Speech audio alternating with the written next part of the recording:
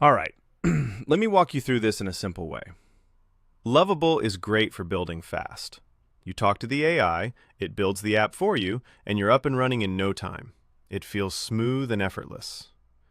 The problem is what happens after. Lovable apps load everything through JavaScript, so when Google crawls your site, it sees a blank page.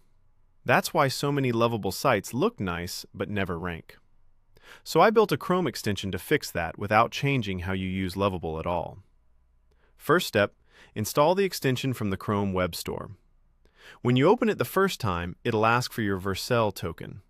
You grab that from your Vercel dashboard, paste it in, and you're done. The extension isn't pushing anything to my account. It deploys straight to yours. Now, go back to your Lovable project. Build your site like you always do. When you're ready to update production, open the extension and click Deploy. It sends your project to the backend, pre-renders everything into clean, static HTML, keeps the SPA behavior intact, and deploys the final output to your Vercel account. It never touches your Lovable code or modifies your project. Lovable stays your editor. The extension only handles the build and deployment.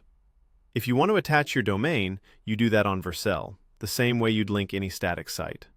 You get one free build a day, which is usually enough for most people. And if you need more, you can upgrade later. Netlify and a direct download option are coming, so you'll be able to host the output anywhere you like. That's the whole workflow. Keep using Lovable as usual, click Deploy when you want to update, and your site finally shows up on Google.